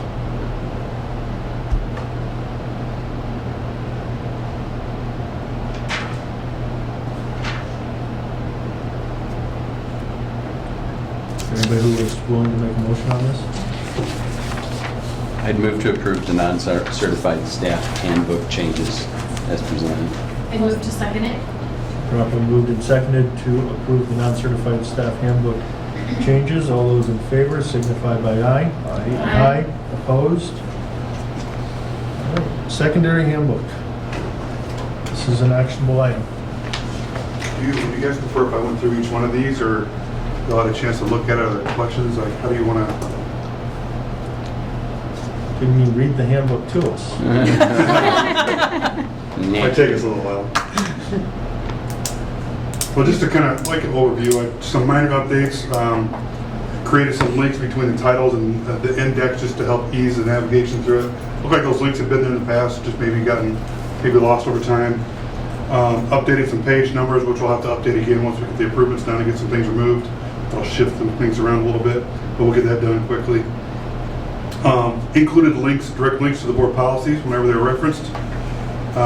Changed some of the wording. So when we talk about discipline, school discipline, the word punishment just doesn't quite match what we're aiming for. We want to aim for more of a consequence so the students understand this is a response to undesired behavior. And that way we're teaching more what we want them to be doing in school. Okay, so we just want, like, punishment just kind of sounded the wrong angle for us, so we just updated some of those. So you'll see that word change throughout the document, just as we want to improve engagement and maintain safety. Updated names to reflect current personnel as best possible. We might have a couple more updates to do, but I believe it's as updated as possible. And updated some bell schedules. There's a couple new documents that you'll see referenced throughout. The discipline matrix, just so you guys know, this isn't something like, if this happens, this is what will happen. This is something more for us administrators to use as guidelines, like, hey, if we see this behavior happen, here are some things that we should be likely doing. And we kind of debated this a little bit as an admin team, just because we do know that sometimes a student may need a different response. Okay, just because of their unique situation, their unique life, whatever's going on with them. But this helps to provide some consistency among administrators. They'll say something happens to me, I'm out for a week, somebody's covered for me. Hopefully they can respond to situations the same way I would. That way students are treated fairly consistently. Any questions on that before we kind of move on? I know it's that's a big doc with a lot of things in it.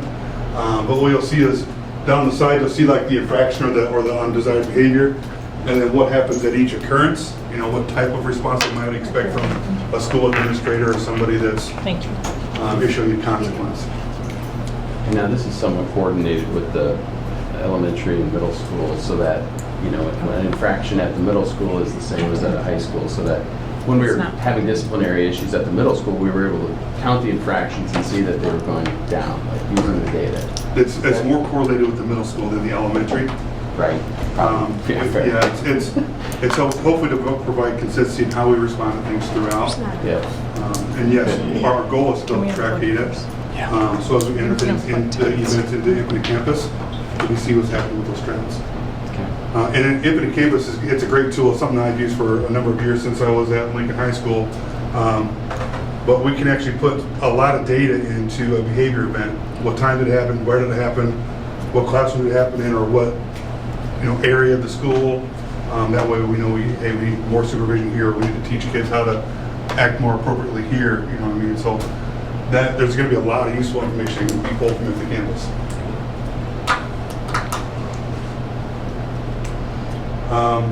The HOC-D, I-35 HOC-D, this is something that I'd like to implement here. I don't know if Mr. Weber, was it used last year? Just started to. This is something I've used in all my experience as an administrator, but it helps to provide or create 3 levels of response to bullying and harassment. Okay? Level 1 would be the student comes to the office and reports, hey, I'm being picked on, this person's messing with me, I'm feeling unsafe in some way. So the first level of response from the admin team, depending on severity, obviously if it's something very severe, we gotta respond a little differently. But in general, first response is gonna be some way of mediating the 2 students. Okay, kind of teaching, here's how the student's feeling with the way you're treating them, or just kind of helping them understand each other a little bit. With the understanding of this now ends from this point moving forward. If that same student comes back and says, hey, this is still going on, this creates that second level, it's a little bit more formal. Okay, harassment order, cease and desist sounds very legal, right? It's not. It's a school document, right? But what we're saying is, hey, all these things are unacceptable, and we're going to be real specific with the student and with the parent as we talk. Like, hey, we've got some physical aggression going on here. Or, hey, we've got a big one that we see lately is cyberbullying, where they a student will post something negative about another student online. Okay, I was fortunate enough when I grew up, I didn't have that. It was just stuff written on paper or names called at recess or whatnot. But now the kids see this stuff online and it kind of stays, and it's, stuff's out there. It's kids more exposed. So if something's getting bad, we'll do something like this with them just to try to make it very formal and involve parents. Okay, and then that next level, say we've done level 1, we've done level 2, level 3 is a little more severe. It could be we got to separate these 2 students, like change their schedules, remove somebody from a class. Suspension, if it's really bad, potentially talking expulsion type things. Okay, just some things aren't acceptable in schools, right? So this just helps us not only document it, but helps with communication, helps make things very clear for both the students and the parents. Okay? So you'll see that document referred to in a lot of the disciplinary stuff. And then that school threat assessment, this was done by the school safety team. You'll see this referenced in there. It's just kind of outlining when we have a threat made, and it could be any form of threat. A threat to a student, a threat to safety, a threat to the school. We'll establish a team to review and analyze that threat, and then involve our SRO, or whatever resource we need to involve, and figure out how to appropriately respond and communicate. Okay? So this is just that extra step of how are we going to break something down, what do we need to do, and get people involved to have a say in whether or not that threat is a viable, credible threat, and kind of develop what type of response, what type of team we need to put around responding to the event. And everything I've seen with that school safety stuff, you guys have some amazing things put in place. The school's broken into zones. We've got all kinds. It's looking great. So I really appreciate coming into a school that's got some great things built. Again, tell me to be quiet if I'm saying too much. I don't want to over talk, but the next piece that you'll see is we beefed up the introduction to the student handbook, just kind of laying out like this. Hey, this is very important to us. Understanding our rules and guidelines are going to help provide a more successful school experience for you. Directing people toward websites where they can find information. Once we're all active and live with Infinite Campus, we're going to provide a link there so that if parents go to the handbook, they can click that link and get to Infinite Campus, just to help ease some of that if they have a place to find it. The I-35 secondary school values. I've seen posters of this around the hall. I love this. This provides a great tier 1 level of educating students on what we expect and who we are and how we act and behave. Okay? So I wanted that to be first and foremost, so that the handbook, the layout flows of here's who we are, how we do things, and then goes into some of the consequences for undesired behavior. So start out with the positive, lay the foundational groundwork, talk about the Roadrunner Code of Conduct. These are the types of things we should see students doing or hear them saying. And then I'm a geek. I love the school fight song. You know what I mean? That's gotta be first and foremost. When we're talking school pride, every kid in the hall should know the school fight song. I should go stop any student anytime and say, hey, sing me the fight song real quick. Okay, we gotta get ready for the game, right? We got a game tomorrow. Let's get that fight song out there so that everybody knows what they're doing. So I'm kind of a geek with that. I wanted to put that in there.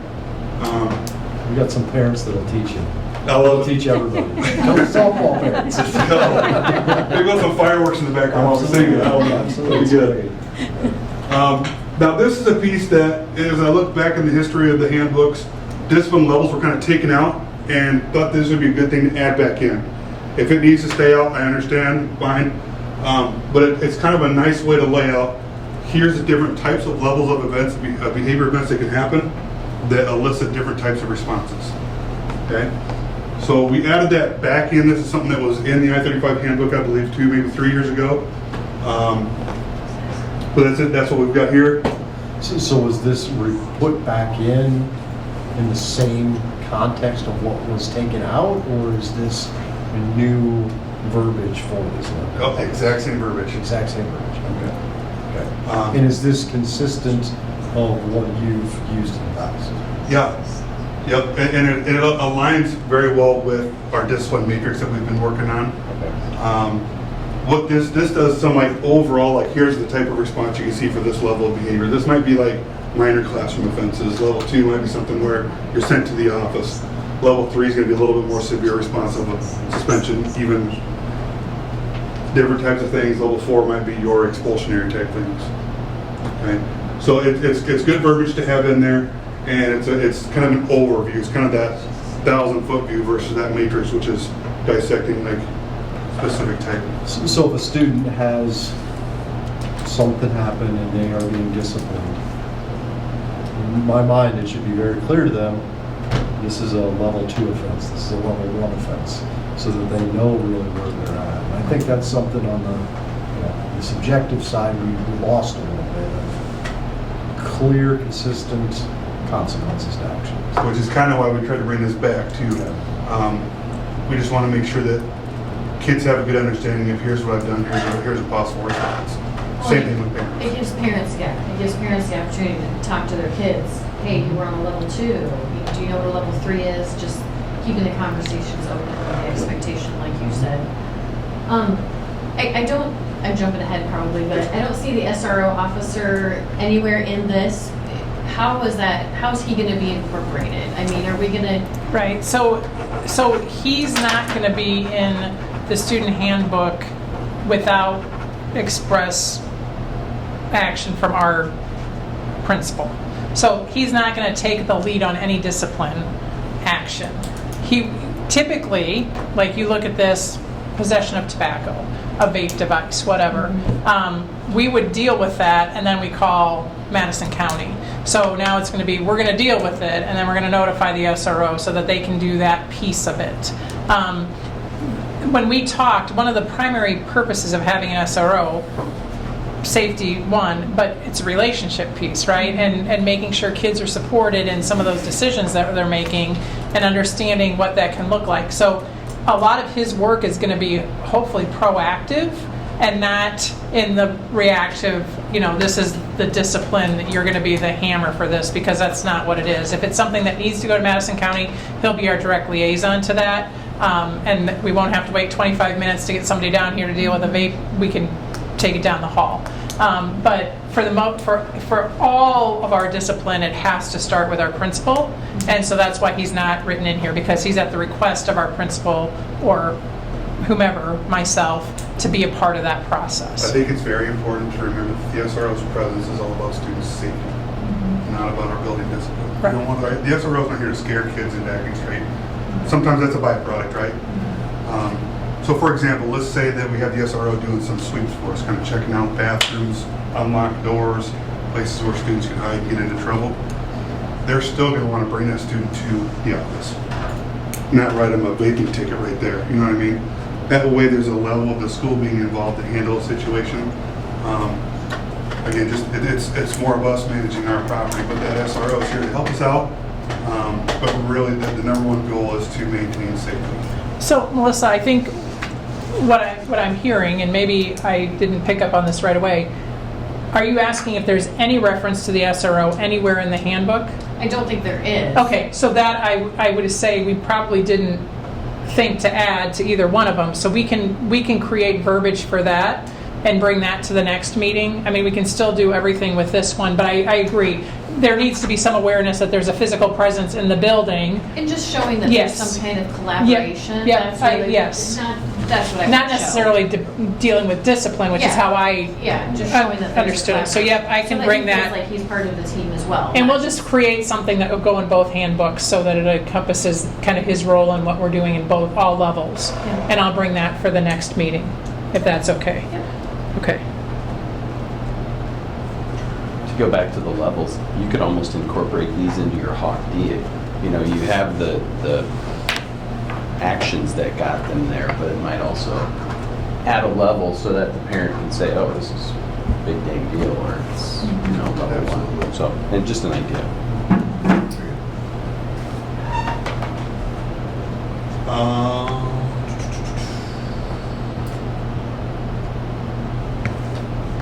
Just talking about some of the different behavior supports we can build into place.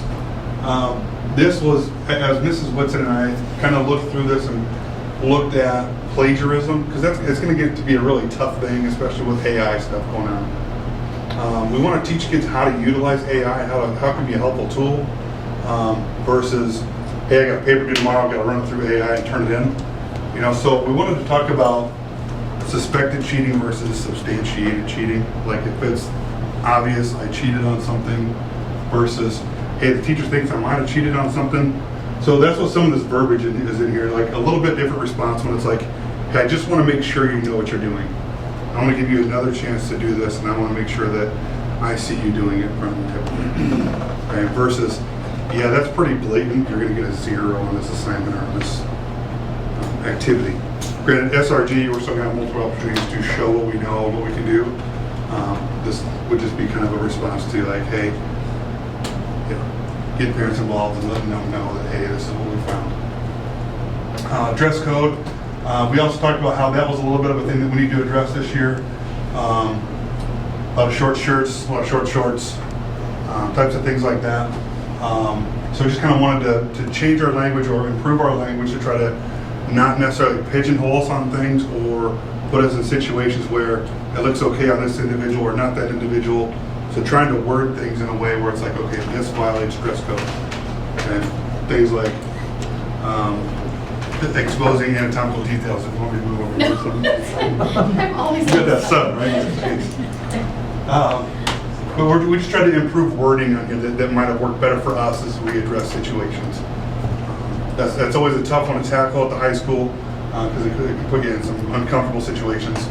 But it's just we want to make sure that we are doing things that create the best academic environment possible. So do you think the way they're worded now, it's defined well enough for the students to understand it? Definitely open to suggestions and feedback on that one. I don't know that I'm the guy that does that, but I feel like it's still quite gray, and I didn't have the old one as a reference. I didn't dig it up either. That's as much on me as anybody else. It's hard when you get into things like dress or skirt will not be shorter than fingertips. Because if you get a girl, for example, because a lot of times you definitely are aimed toward girls. Mm-hmm. But sometimes you might get a girl that's got shorter arms, Mm-hmm. or you got a girl that's got longer arms, and now you got different length of dress. So that's why we tried to change some of the verbiage to, is it exposing something that's inappropriate for school? Is it, you know, it's awful easy to bust a kid that's wearing a Budweiser shirt versus some of that stuff. So we tried to word this in a way where it's like, as long as we're having a conversation, we can get you a different t-shirt, or if you can run home quick, get a different set of shorts, that'd be great. We want it to be a conversation, not necessarily like, you broke a rule, you're out. But if they respond appropriately, great, let's get the problem fixed, and so trying to make this as comfortable of a conversation as possible. But if you read through this and you have some ideas, please help me out, that'd be great.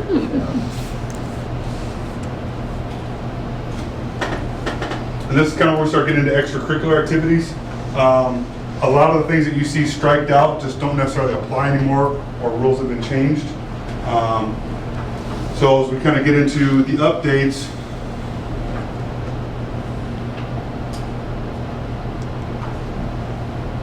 down here at the bottom.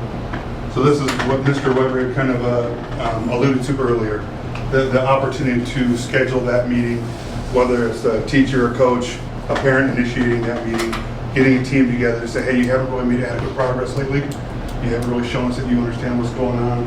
You've kind of been in idle mode too long here. We need to talk. You need to get it in gear. We're going to give you 2 weeks or whatever the team decides as an adequate time frame. If you haven't made that progress within that time, you're going to be ineligible. Okay. So really kind of getting a team approach here. Yeah. Anything else to add to that?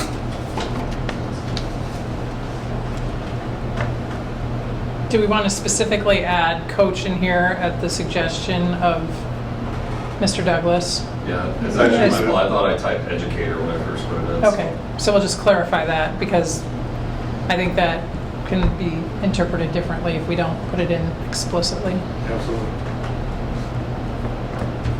Is that everything? I think that's everything. Sorry I took so long on that one. A lot of things to talk about.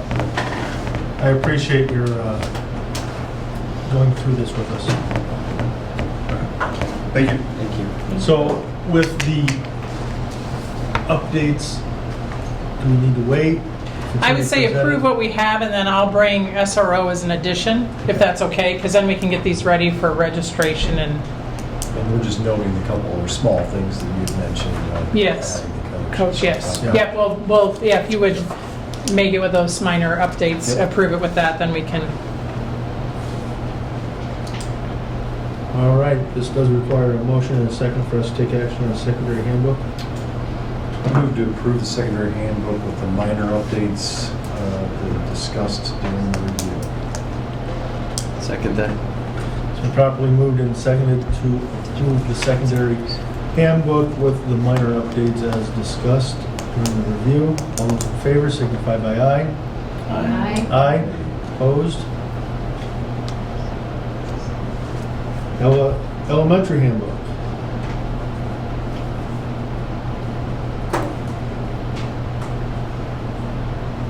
Well, because Mr. Beckel blessed you with so much explanation, I was able to put an SRO section in there. Of course That's you did. You could have helped him out with this. Well, I didn't know if you'd like my elementary wording or not, so you guys can look that over. It's, what page would that be on? I need to fix my text, but it's on page 27. So that's an additional yellow highlight now that wasn't there 5 minutes ago. There's really minimal changing, as you can see. Updated the district goals, added a little wording about the history to add some clarification, include our daycare and preschool services a little bit better. Attendance, there's a large paragraph-ish added to the end of that, tacked onto the end of that.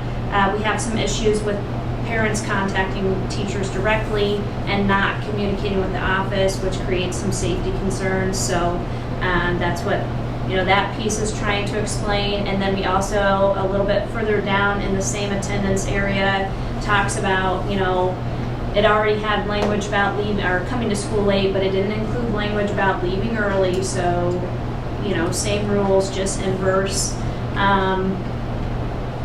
And tried to add some wording to align how secondary marks absences in accordance with our district policies to help clarify with that. Because it does get a little more hairy in the elementary end. You don't have students who can go, you know, get prior consent to leave a class or be absent and get makeup work, etc. Just not the same thing. So that, scroll down 1 million pages. There is a little something down there. Oh yeah, it's in grading, and it just adds, page 21, just adds that there are some standards in preschool and in kindergarten that are memorization based, meaning they're not going to have a 4, 3, 2, 1 scale, but a yes, they've got it, or no, not quite yet scale. So that's all that's trying to explain. And then the SRO is down there on page 27.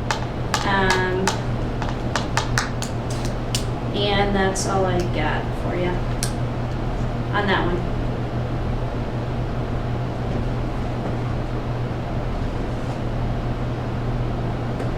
All right, are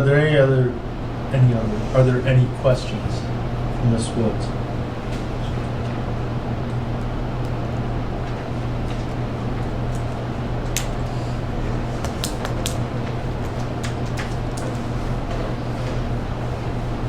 Not hearing any, we do need a motion and a second to take action on the elementary handbook. I'll make a motion to approve the elementary handbook as presented.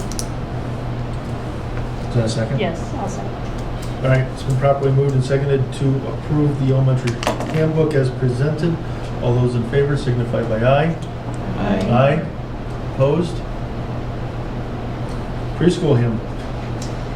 I think you guys actually saw this one mid-year from some adjustments from our preschool desk audit. So there is, I don't believe, hardly anything changing.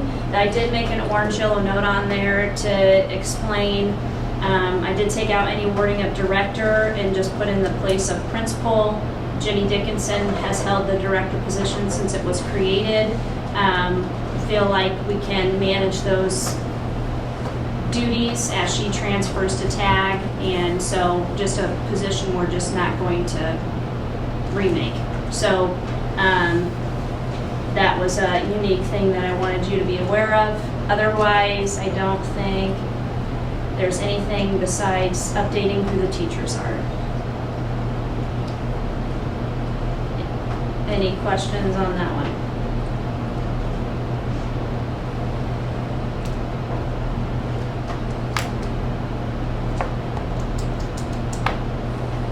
All right, this also requires a motion and a second to take action. I'd move to approve the preschool handbook as presented. I move to second it. It's been properly moved and seconded to approve the preschool handbook as presented. All those in favor signify by aye. Aye. Opposed? All right, thank you. Resolution to support the proposed issuance of approximately $11,500,000 school infrastructure sales and services and use tax revenue and refunding bonds. This is actionable, requires a motion and a second for us to take action. So I'll just talk a little bit about this because we did post this out on social media on the website, and there were a few questions that were not included in the frequently asked questions document when we had posted that, so I wanted to address it or address those questions before you maybe had your discussion. One of the questions was, what are we doing with the projects that we still have outstanding? So that, I think, was addressed. If there are other projects that community feels like we have not addressed, I would appreciate some feedback on that, because we want to make sure that if there was a perception or an understanding that something would be done, and it's not been taken care of, that we look into that. So we've done a tremendous amount of work over the last 4 years in replacing roofs and trying to get some of those things on a rotation, updating classrooms, fixing carpet, all of that. So I think we're in a pretty good place to continue that work. But if there are things that there are understood to be out there beyond the air conditioning and beyond some of the upgrades to the field for safety purposes, please make sure you communicate with us, because I think, as my understanding and the questions I've had, those have been addressed. The other thing that I think is important to talk about is the purpose of the timeline and the agenda for this is not set in stone. The idea is that we're not taking on these projects in a capacity to ever raise taxes to complete them. The task is to look at the funding we have available and to implement these projects as we can. So if property valuation decreases significantly for some reason, then it will alter our timeline, because we don't want to put a burden on our taxpayers to do these projects if we have facilities that still work. But if we can upgrade those facilities to make more opportunities for kids, that's the ultimate goal. And so I think one of the points of feedback was, why aren't we just collecting all the money that we need to do these projects instead of borrowing against, like the save dollar, which is what we call the penny dollar, or the penny money, or the PEPL money, those kinds of things. And I think the reason is the legislative bodies have, for several years, given tools and mechanism to borrow against that money, so that you can pay for some of those services now when they're not as expensive, as opposed to when you would have enough money to pay for them. Because if you think about, if we use a stadium as an example, if that's a $16 million project dollar amount now, or let's say it's $12 million now, and in 3 years it's going to be $15 million, by the time we would save that money, it would be at $30 million. Not saying that we can't take that approach, but the mechanism is built in so that schools can fiscally provide those services to kids now at a rate that is maybe a little bit lighter than it would be in 30 years.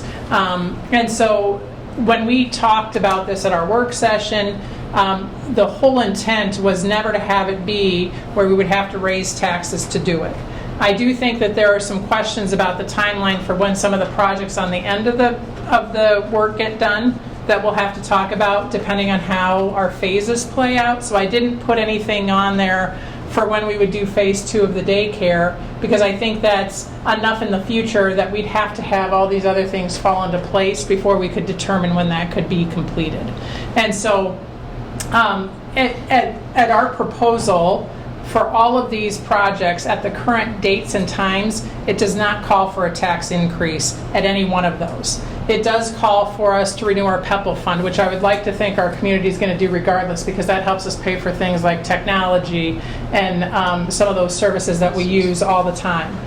So those things will have to continue to be supported, but I want to make sure everybody understands this is not that we're going to do this regardless if we have the money or not. This is, we want to be fiscally responsible, but we want to plan for it. So if we have everything fall into place and the funding stream follows as we think it will, then we will use this timeline, because we will have the resources to do it. I think the other thing that's important to note is this board and the previous board have been very conscientious to save our taxpayers' money on the bonds that we currently have. And so over the course of what will be 7 or 8 years, we will have saved $1.2 million for our taxpayers on paying off those bonds. And that's without increasing taxes. So I think those things the board is dedicated to, regardless if it's this bond that we have or if we pass another bond in the public, 3 or 4 years from now.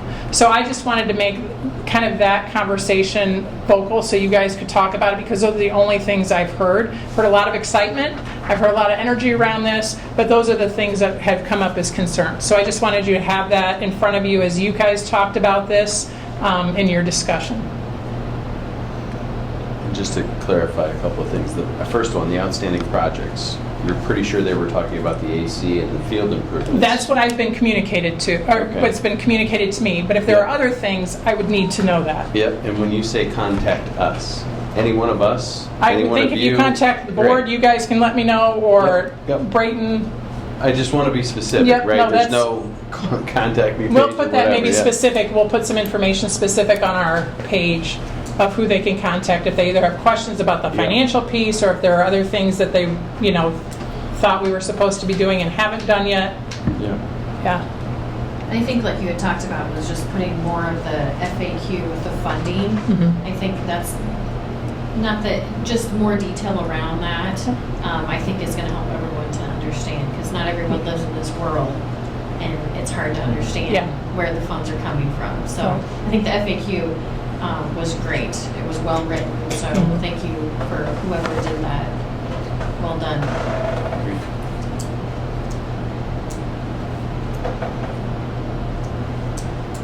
And I think there is a little bit of property taxes. Everybody's got a really sour taste in their mouth because of the adjustment that's happened here over the last couple of years.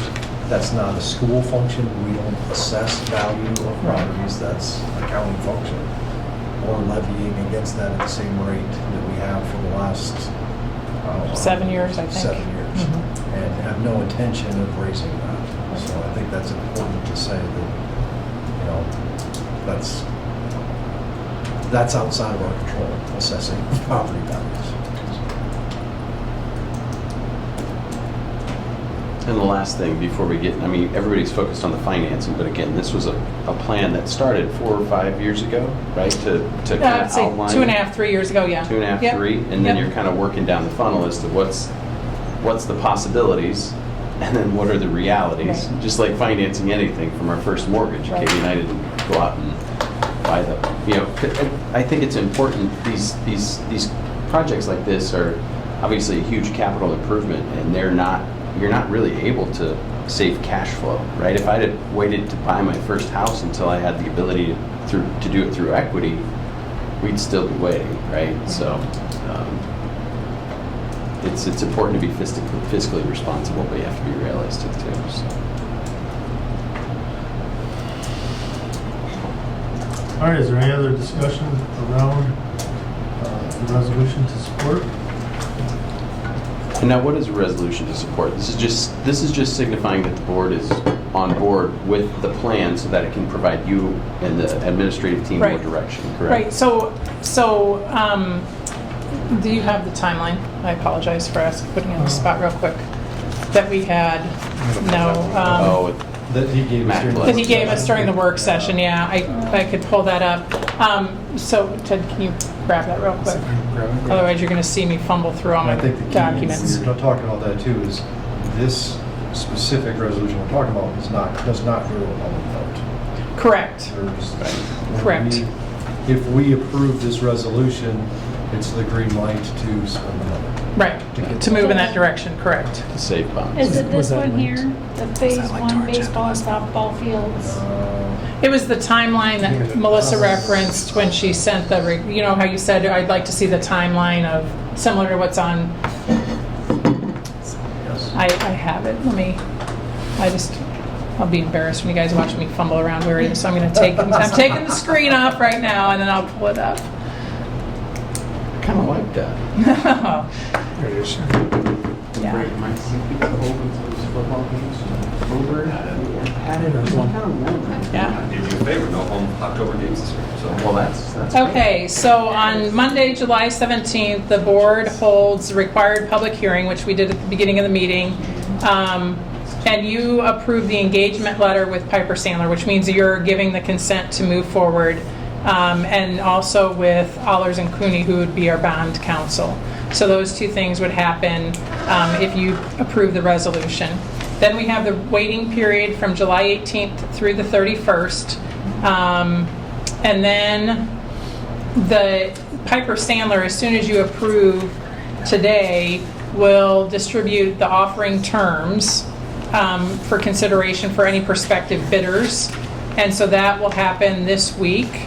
And then the proposals due for the SAVE bonds would be due to the school by August 8th. So we would have a board meeting on August 8th or around there to work through the next steps of the process, which would be adopt the resolution, directing the sale to the most favorable bidder to get the to bonds to do that.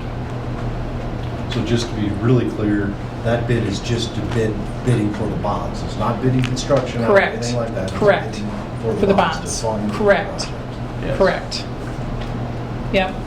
And do you want me to keep going, or is that enough of a timeline for right now? I'm fine. That was, Okay. that was enough of a timeline. Okay. I just wanted to make sure that I'm understanding the Yeah. resolution that's. Yep. Thank you.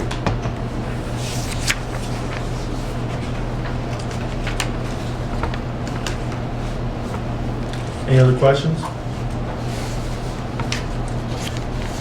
Is there a motion on the floor? I'd move to approve the resolution to support the proposed issuance of approximately $11.5 million of school infrastructure sales and services and use tax revenue and refunding bonds. Second. It's been properly moved and seconded to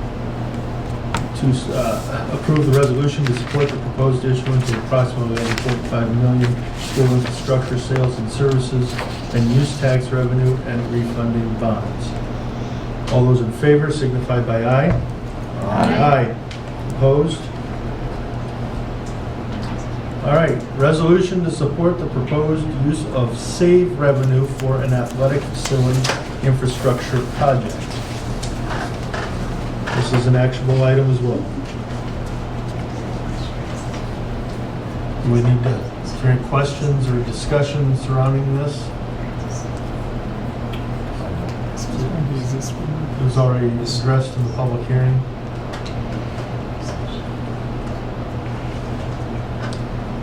Is there a motion to take action? I'd make a motion to approve the resolution to support the proposed use of SAVE revenue for an athletic facility infrastructure project. Is there a second? Second that? It's been properly moved and seconded to approve the resolution to support the proposed use of SAVE revenue for an athletic facility infrastructure project. All those in favor signify by aye. Aye. Opposed? That brings us to the end of our agenda. I would entertain a motion to adjourn. So before you do that, real quick, there will be another meeting, a special meeting for the bids August 8th? on the bonds around August 8th. I want to verify that date before I let you guys know, and if we have to do that in person and telephonically, we can. But I just want to make sure that you know that there is another one pending. I just didn't have a specific date yet, so. But our next regular board meeting is back to the 4th Monday of the month, August 28th? August 28th. 6 p.m.? Correct. And school will have started by then. It's hard to believe, but. Is there a motion to adjourn? So moved. Move to adjourn? Huh? Okay, I'd second that. Okay, we're properly moved and seconded that we adjourn. All those in favor signify by aye. Aye. Aye. Opposed? We're adjourned. It is 8:02.